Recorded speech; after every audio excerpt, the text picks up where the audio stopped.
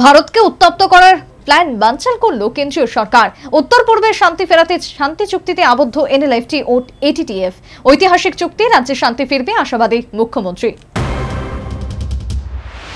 এককালের সাপ নেউল আজ একই টেবিলে। স্বরাষ্ট্রমন্ত্রী এবং মুখ্যমন্ত্রীর উপস্থিতিতে সমঝোতা চুক্তিতে স্বাক্ষর এনএলএফটি এবং এটিটিএফ এর। ঐতিহাসিক চুক্তিতে রাজ্যে শান্তি চিরস্থায়ী হবে বলে মত মানিক সাহার। এতদিন পর্যন্ত এনএলএফটি এবং এটিটিএফ এক টেবিলে বসে শান্তির পক্ষে এগিয়ে আসবে এই ভাবনা হয়তোবা কখনো স্বপ্নেও আসেনি। অন্যদিকে বাংলাদেশের রাজনীতিতে সাম্প্রতিক পট পরিবর্তনের পর গোয়েন্দারা আশঙ্কা করছিলেন এ রাজ্যেও মাথাচাড়া দেবে সন্ত্রাসবাদ। তবে সেই চক্রান্তে জল ঢেলে 90 দশকের দুশ্মনির অবসান ঘটালেন অমিত শাহ, মানিক সাহারা। বুধবার স্বরাষ্ট্রমন্ত্রকে কেন্দ্রীয় স্বরাষ্ট্রমন্ত্রী, রাজ্যের মুখ্যমন্ত্রী বিপ্লব দেব, প্রদ্যোৎ কিশোর দেববর্মনের উপস্থিতিতে শান্তি চুক্তি স্বাক্ষর করেন এনএলএফটির প্রধান এবং এটিটিএফ এর প্রধান। দুই দলেরই প্রায় 300 জন সদস্যের একটি তালিকা রয়েছে কেন্দ্রের হাতে। তারাও প্রত্যেকে ফিরে আসবে স্বাভাবিক জীবনে। অস্ত্র প্রত্যাহার সহ স্বাভাবিক জীবনে ফিরে আসতে 250 কোটি টাকা চুক্তি স্বাক্ষর হয়েছে।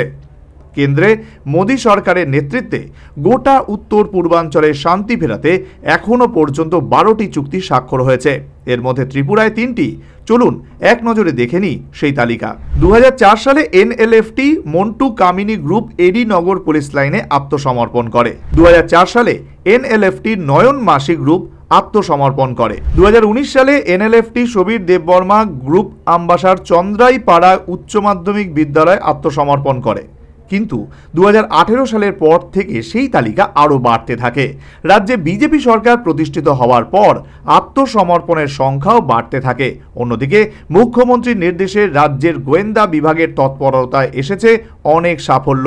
তারই অঙ্গ হিসেবে এই শান্তি চুক্তি। প্রসঙ্গত 1989-90 সালে জন্ম হয় এনএলএফটি জঙ্গি গোষ্ঠীর। এর 2-3 বছর পর জন্ম নেয় এটিটিএফ। এই উগ্রপন্থা গোষ্ঠী বাংলাদেশের চট্টগ্রাম পাহাড়কে ব্যবহার করে রাজ্যকে অশান্ত করত। দিকে দিকে ছিল উগ্রপন্থা আতঙ্ক। এবার 4 দশকে সেই উগ্রপন্থার অবসান হলো। Bureau report, news vanguard.